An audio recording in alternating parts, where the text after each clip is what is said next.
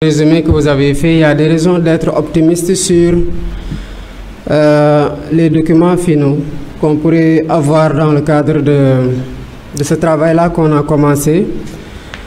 C'est d'autant plus rassurant que la commission numérique, que je félicite au passage, s'est déployée convenablement pour ne rien rater des échanges. Et ce matin, j'étais en train de vérifier est-ce que les rapporteurs étaient en train de prendre au mot à la proposition, à la réflexion près, ce qui était en train d'être dit depuis hier. J'étais rassuré ce matin, mais quand beaucoup m'est arrivé avec son Wolof là, l'acclatif a disparu. C'est pas ce qu'elle est passée. Donc, mais tant mieux, parce que sinon, il allait nous faire de la restitution du Wolof au Diola en passant par... du Wolof au français en passant par le Diola. Et rien n'allait être fidèle dans tout ça. Je pense que, quelle que soit la richesse des échanges qu'on a pu avoir sur ces 2 jours-là, nous allons humblement reconnaître que on n'est pas et on ne partira pas du néant. La stratégie Sénégal numérique 2016-2025, et le doyen Diagne me disait tout à l'heure qu'elle a fait l'objet d'une réactualisation, est une réalité. Et si vous parcourez, ne serait-ce que le sommaire, en essayant de serrer les préoccupations des uns et des autres, vous vous rendrez compte qu'un très bon travail de réflexion, de cadrage de ce dont on a besoin et de vers où on doit aller a été fait. Ils sont même allés jusqu'à quantifier ce dont on avait besoin comme ressources financières pour réussir cette transformation digitale-là dont on parle. C'était à 1306 milliards. Et en parcourant tout à l'heure la source de financement, j'ai pu voir même que selon qu'ils sont dans la confiance numérique, dans le capital humain ou dans l'infrastructure, ils ont quantifié pour chaque chose combien de milliards on avait besoin d'investir dans chaque domaine pour réussir les objectifs, atteindre les objectifs qui étaient visés à travers cette stratégie-là. On l'a partagé dans les groupes du Mouvement national des cadres. J'invite les frères et sœurs patriotes à s'en approprier. Et je pense que si on continue le travail d'ici la prospective vers laquelle on va savoir 2024, on pourra répondre avec plus de justesse à la question de Dada qui demandait qu'est-ce que PASTEF propose en 2024. Je pense que c'était juste un problème de coordination de temps pour dire qu'est-ce que PASTEF proposera. Et le moment venu, le PASTEF ira plus loin par rapport à ce qu'on a déjà proposé. Et cela ressortira pour la volet numérique des échanges qu'on a. Je voudrais m'arrêter pour remercier très profondément et très sincèrement les experts qui nous ont accompagnés. Ceux à qui... vers qui j'ai été orienté par Aboubakar Sidi, qui est plus dans l'écosystème numérique, que j'ai appelé, qui ont su gentiment décrocher et qui, de suite, par leur passion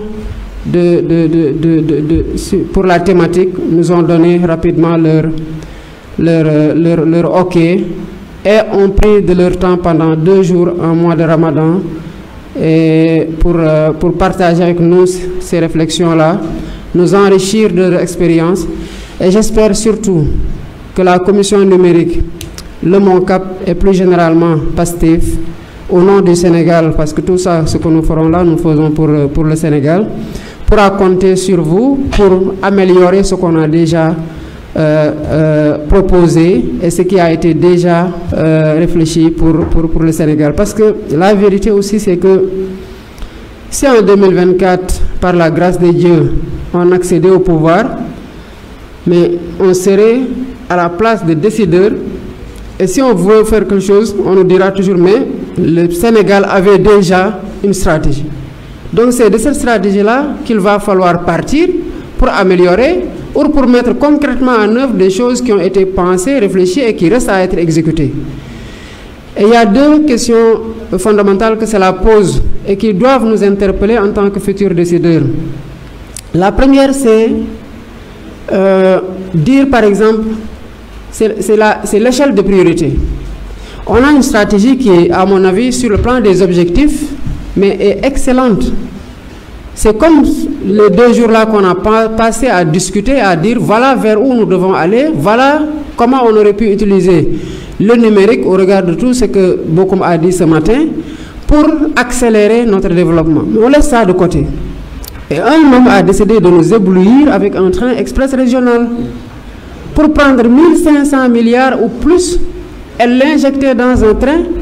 Le train n'est pas fini, on le constate. Il a décidé de signer des avenants, mais pour aller vers, pour l'inaugurer et ensuite le ranger, muy poussière avec du plutôt. Ça signifie quoi? Qu'il y avait de l'argent qu'on aurait pu réorienter vers ça, par exemple, mais on ne l'a pas fait. Donc, question de priorisation. La deuxième chose, c'est la question des ressources. Le président Sonko le répète souvent. Il est bien beau de dire, voilà ce que nous voulons faire, voilà ce que nous devons faire. Et voilà combien cela nécessite en ressources financières pour le faire.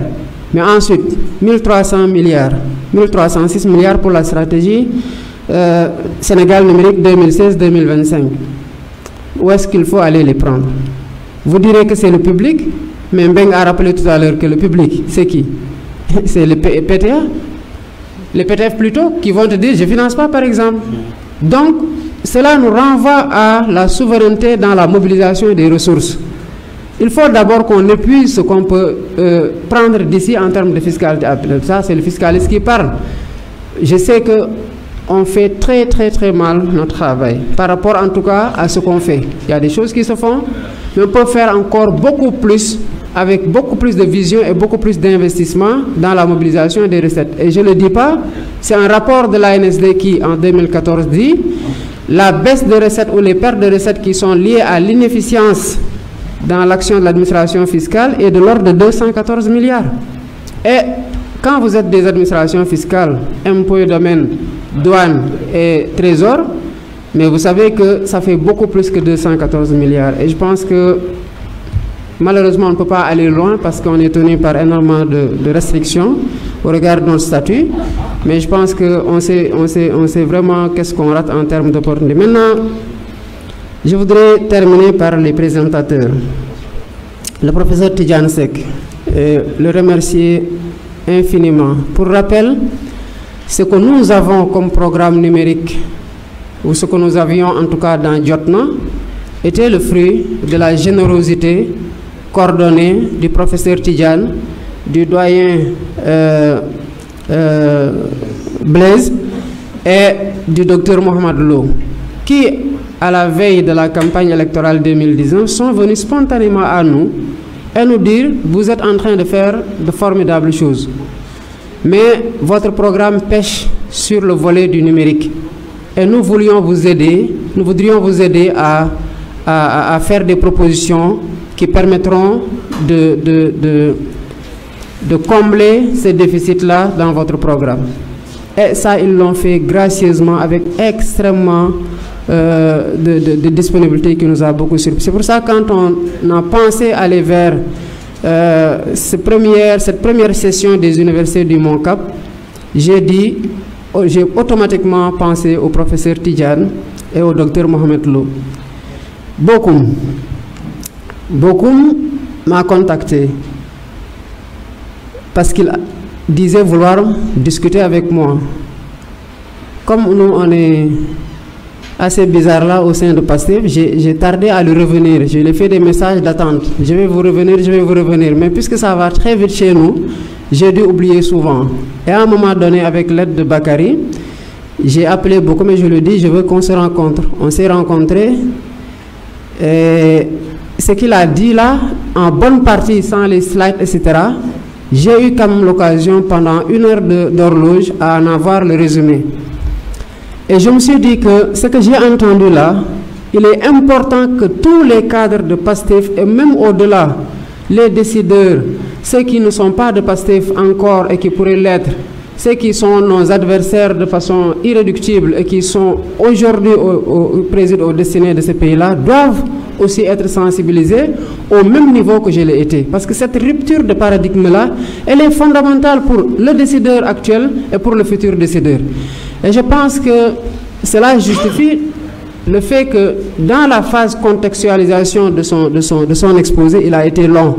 Mais je pense qu'on ressortira de cette journée-là, mais très fortement numérisé sur le plan de la réflexion prospective. Et c'est ce qui est excellent dans ce qu'on a fait. Pour rappel, ce que nous avons fait là pour le numérique, donc ce que nous avons fait là pour le numérique, ce que nous avons